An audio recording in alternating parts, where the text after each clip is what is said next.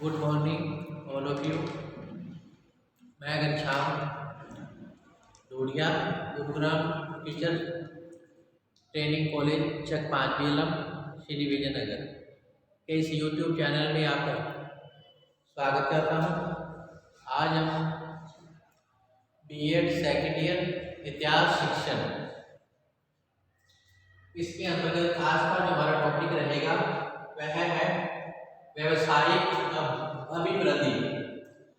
व्यवसायिक अभिवृद्धि के क्या उपाय किए जाने चाहिए इतिहास शिक्षण के दौरान।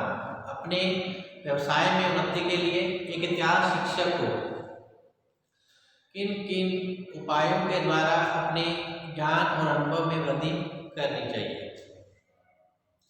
तो व्यवसायिक अभिवृद्धि टॉपिक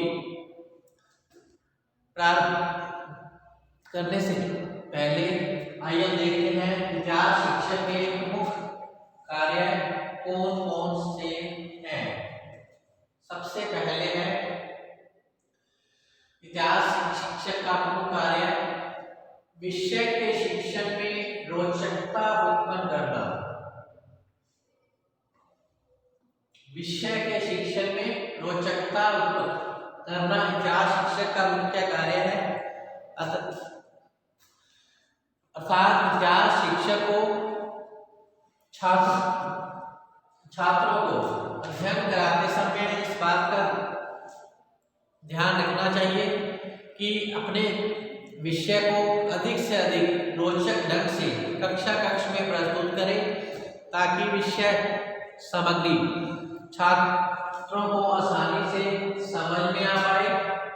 इसके लिए उसे नवीन शिक्षण विधियों और सहायक सामग्री का उपयोग करना चाहिए जिससे कि वो अपनी पाठ योजना में रोचकता उत्पन्न कर सके और छात्रों के ज्ञान में वृद्धि की जा सके। नेक्स्ट है शिक्षण को प्रभावी बनाना। इतिहास शिक्षक का प्रमुख कार्य है कि इतिहास के शिक्षक को अपने शिक्षण कार्य को प्रभावी बनाने के लिए उपाय करते रहना चाहिए। इसके लिए उसे अपने विषय के साथ साथ अन्य विषयों के बारे में जानकारी होनी चाहिए तथा समाज की ज्वलंत घटनाओं की जानकारी उसे रहनी चाहिए। इसके साथ साथ अपने विषय में ज्ञान में वृद्धि करने के लिए उसे अन्य सहायक पुस्तकों पत्र पत्रिकाओं शैक्षिक कार्यक्रमों आदि के बारे में जानकारी समय समय पर लेते रहने चाहिए और अपने अनुभव में वृद्धि करने हेतु उसे वर्तमान की तत्कालीन ज्वलंत घटनाओं की जानकारी उसे रखनी चाहिए तथा उसे अपने विषय के साथ साथ अन्य विषयों की भी जानकारी होनी चाहिए। अर्थात इतिहास विषय को अन्य विषयों से संबंध स्थापित करके छात्रों को अधिगम करवाया जाना चाहिए जिससे कि जो अध्ययन सामग्री है वह प्रभावपूर्ण बन पाए तथा छात्रों को आसानी से जो शैक्षिक जो अध्ययन का जो टॉपिक है वो उनको अच्छे से समझ में भी आ पाए। इसके अलावा 3 नंबर पर है छात्रों में राष्ट्रीयता अंतर्राष्ट्रीयता सद्भावना एवं लोकतांत्रिक भावना का विकास करना चाहिए। अर्थात एक इतिहास शिक्षक को छात्रों में राष्ट्रीयता की भावना का प्रसार करना चाहिए। अर्थात राष्ट्रीय एकता स्थापित करने में कौन कौन से प्रमुख बाधक तत्व हैं और इन्हें दूर करने हेतु क्या उपाय किए जाने चाहिए, जैसे कि भाषावाद क्षेत्रवाद संप्रदायवाद आतंकवाद। इन समस्याओं के पीछे छिपे कार्य कारण संबंधों की खोज करनी चाहिए और इन समस्याओं का किस प्रकार निपटारा किया जाए और किस प्रकार छात्रों में राष्ट्रीयता और अंतर्राष्ट्रीयता की भावना विकसित की जाए जिससे कि समाज में वसुधैव कुटुंबकम की भावना का विकास किया जा सके तथा सर्वजन सुखाय की भावना को छात्रों में प्रसारित किया जा सके। तो एक इतिहास शिक्षक का यह प्रमुख कार्य है कि वह छात्रों में राष्ट्रीयता, अंतर्राष्ट्रीय सद्भाव और लोकतांत्रिक भावना को विकसित करे। लोकतांत्रिक भावना के अंतर्गत स्वतंत्रता, समानता, न्याय आदि बातों की जानकारी छात्रों के समक्ष प्रस्तुत करनी चाहिए, जिससे कि छात्रों में लोकतंत्र के प्रति विश्वास जागृत हो तथा वह लोकतंत्र को मजबूत बनाने में सहायता कर पाए। इसके अलावा विभिन्न विषयों के साथ इतिहास का संबंध स्थापित करना।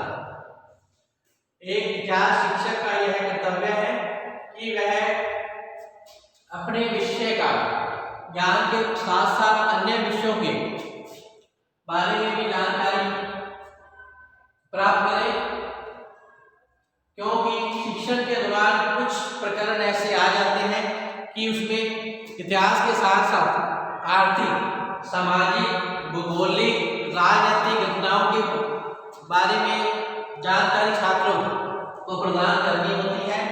यह तभी संभव है जब इतिहास का शिक्षक अन्य विषयों के बारे में जानकारी रखता होगा, तो वह छात्रों को सही जानकारी उपलब्ध करवा पाएगा तथा उनका मार्गदर्शन कर सकेगा। इसी प्रकार इतिहास शिक्षक को छात्रों की आयु, योग्यता और क्षमता को ध्यान में रखकर अधिगम करवाना चाहिए, क्योंकि कक्ष में जो छात्र है अलग अलग आयु, स्तर और योग्यता के होते हैं, अतः इनकी मानसिक योग्यता, स्तर और क्षमता को ध्यान में रखते हुए शिक्षण कार्य को अधिक से अधिक प्रभावी बनाने के लिए उसे नवीन शिक्षण विधियों और शिक्षण सहायक सामग्री का प्रयोग सावधानी से करना चाहिए और छात्रों को शिक्षा प्रदान करवानी चाहिए। नेक्स्ट है छात्रों की समस्याओं का समाधान करना और उनकी जिज्ञासा को शांत करना इतिहास शिक्षक का प्रमुख कर्तव्य है। तो इतिहास शिक्षक का यह कर्तव्य बन जाता है कि कक्ष में छात्रों को अगर किसी प्रकार की कोई समस्याएं आती हैं तो उसका समय रहते उनका समाधान करें, और अगर उनकी किसी बात को लेकर जिज्ञासा है तो क्या शिक्षक का कर्तव्य है कि वह छात्रों की जिज्ञासा को शांत करे, उनकी समस्या का समाधान करे और उन्हें अधिक से अधिक नवीन ज्ञान प्रदान करने में उनकी सहायता करे।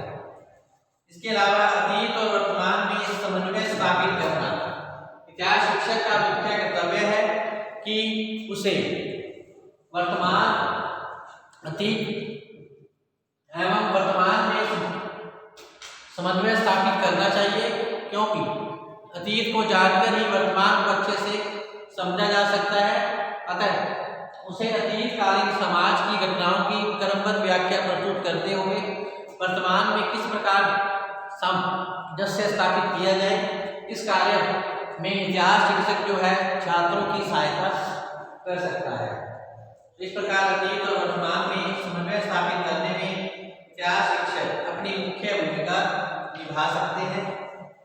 तो आइए अब हम चलते हैं व्यवसायिक अभिवृद्धि, जो कि आज का हमारा प्रकरण है कि इतिहास शिक्षक को अपने व्यवसाय में वृद्धि करने के लिए किन किन उपायों का सहारा लेना चाहिए, इसकी जानकारी प्राप्त करेंगे। जैसा कि व्यावसायिक अभिवृद्धि, इससे तात्पर्य है कि व्यक्ति का अपने कार्यरत व्यवसाय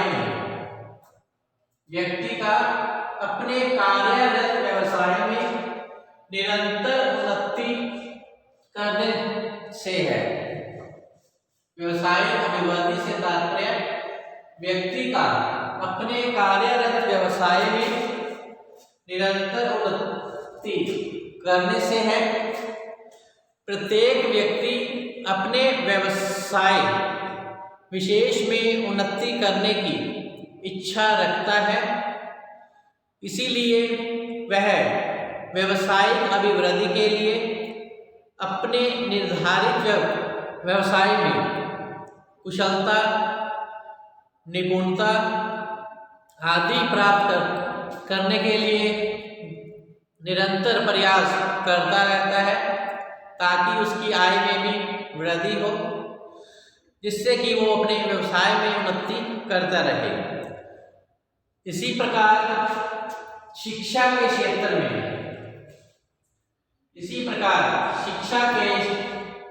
में व्यवसायिक अभिवृद्धि से जो तात्पर्य लिया गया है, शिक्षा के क्षेत्र में व्यवसायिक अभिवृद्धि से तात्पर्य है कि शिक्षक का अपने क्षेत्र में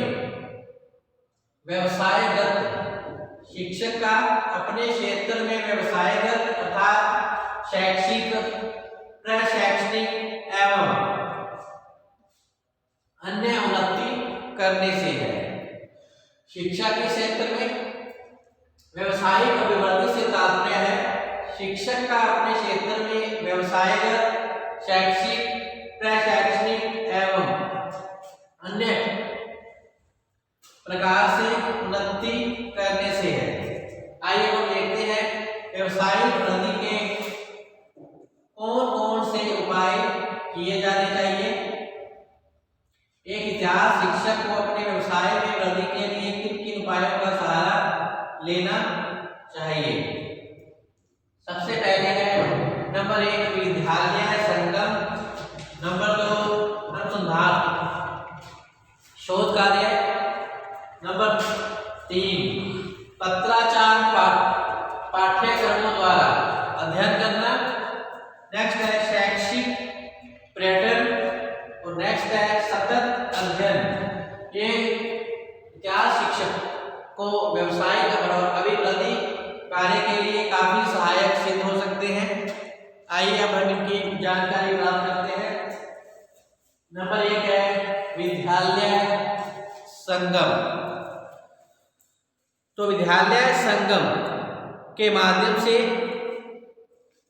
इतिहास विषय के अध्यापक अपने अनुभवों से एक दूसरे को अच्छे से लाभ पहुंचा सकते हैं और विषय में आने वाली कठिनाइयों का समाधान किया जा सकता है। तो आवश्यक है कि व्यवसायिक उन्नति के लिए एक शिक्षक को विद्यालय संगम अर्थात अपने साथी अध्यापकों के द्वारा विषय प्रकरण पर विचार विमर्श करते हुए नवीन ज्ञान को जोड़ते हुए अपने विषय को अच्छे ढंग से पढ़ा सकते हैं, क्योंकि एक विद्यालय या महाविद्यालय स्तर पर स्टाफ उपस्थित रहता है। अतः प्रत्येक स्टाफ अपने अपने विषय में योग्यता रखता है। तो इसके अंतर्गत इतिहास शिक्षक का कर्तव्य है कि वह अन्य साथी स्टाफ से अपने विषय की जानकारी और अधिक अच्छी बनाने के लिए उनसे प्रकरण पर विचार विमर्श करें और अपने ज्ञान में वृद्धि करते हुए उसे छात्रों के दिग्गम को उच्च बनाने का प्रयास करना चाहिए। तो इस प्रकार विद्यालय संगम जो है व्यवसायिक वृद्धि के लिए आवश्यक है। नंबर 2 है शोध कार्य। तो अनुसंधान की इच्छा रखने वाले जो शिक्षक हैं, सेवा करते हुए भी किसी भी विश्वविद्यालय से शोध कार्य करके अपनी व्यवसायिक अभिवृद्धि कर सकते हैं। राज्य स्तर पर प्रत्येक जिले में जिला शैक्षिक अनुसंधान संघ बने हुए हैं, जिनके माध्यम से एक शिक्षक अपने शोध कार्य का आपस में आदान प्रदान कर सकते हैं तथा अपने ज्ञान में वृद्धि कर सकते हैं। तो शोध कार्य भी व्यवसायिक अभिवृद्धि का एक मुख्य उपाय माना गया है।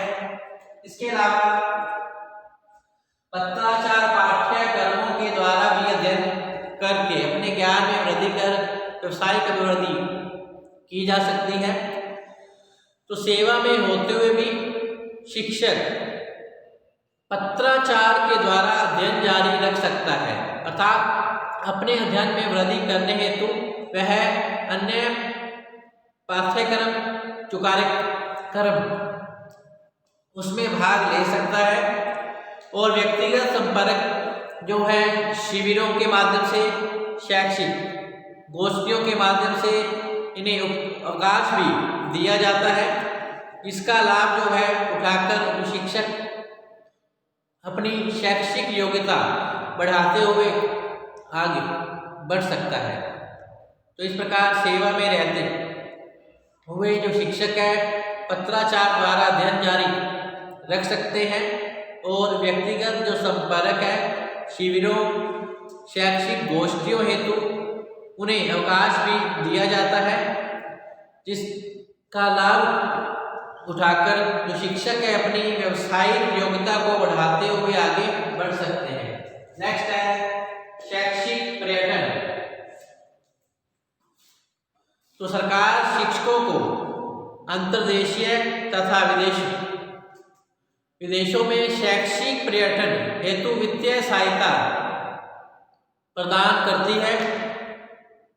अतः अन्य राज्यों या विदेशों की शिक्षा व्यवस्था तथा शिक्षण तकनीकियों का अध्ययन करने का पर्यटन एक महत्वपूर्ण साधन है, जिसका लाभ जो है शिक्षकों को अवश्य ही उठाया जाना चाहिए। नेक्स्ट है सतत अध्ययन। एक शिक्षक को संबंधित साहित्य, समाचार पत्रों, टीवी, फिल्म एवं जन संचार के साधनों के द्वारा जो अध्ययन है वह अपने विषय ज्ञान और शैक्षिक कौशलों का विकास इसके माध्यम से उसे करते रहना चाहिए।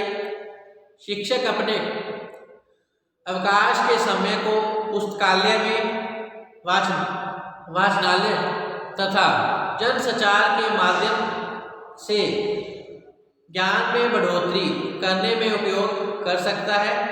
तो इस प्रकार एक शिक्षक को अपना अध्ययन जारी रखना चाहिए और नित्य नई नई जानकारी जो समाज में घटित होती है उसके बारे में जानकारी प्राप्त करते हुए अपने अनुभव में वृद्धि करते हुए छात्रों को उसकी जानकारी प्रदान कर अधिगम को अच्छे ढंग से किया जा सकता है। तो आइए अब हम देखते हैं इतिहास शिक्षण की व्यावसायिक अभिवृद्धि के लिए कौन से साधन हैं। तो इतिहास शिक्षण की व्यावसायिक अभिवृद्धि के दो मुख्य साधन हैं, जैसा कि सेवापूर्ण प्रशिक्षण, दूसरा है सेवारत प्रशिक्षण कार्यक्रम। सबसे पहले है सेवा पूर्व प्रशिक्षण।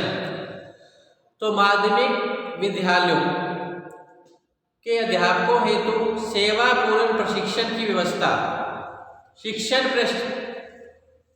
प्रशिक्षण महाविद्यालयों में बीएड के रूप में करवाई जाती है।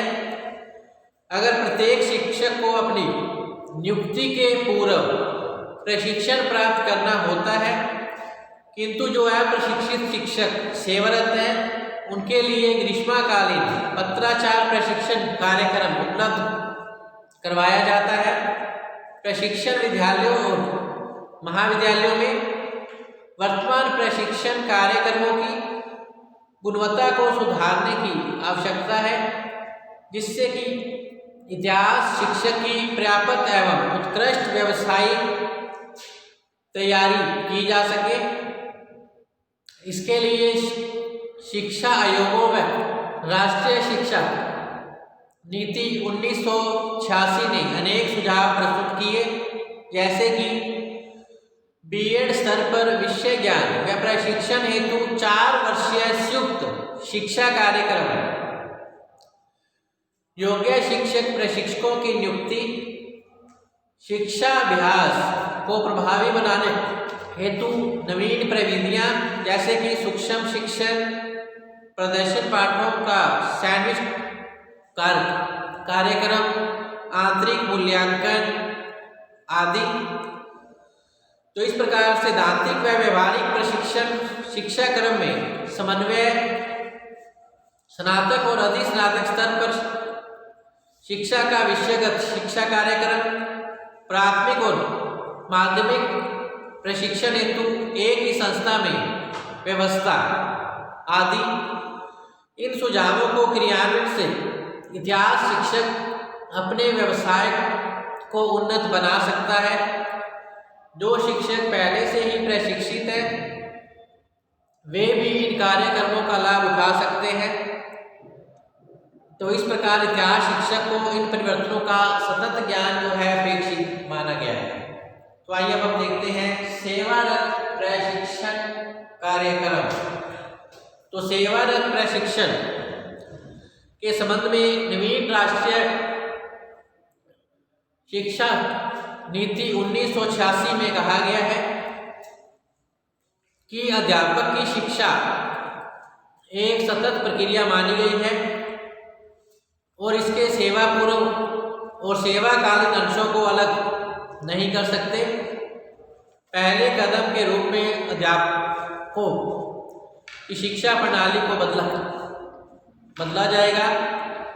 अध्यापकों की शिक्षा के नए कार्यक्रम में सतत शिक्षा पर जोर दिया जाएगा। सेवारत प्रशिक्षण की आवश्यकता को प्रकट करते हुए कोठारी आयोग ने कहा है कि शिक्षा के सभी क्षेत्रों में तेजी से हो रही उन्नति के कारण और अध्यापन के सिद्धांतों और प्रयोगों में लगातार हो रहे विकास के कारण सेवाकालीन शिक्षा का प्रावधान किया जाना अत्यंत आवश्यक है।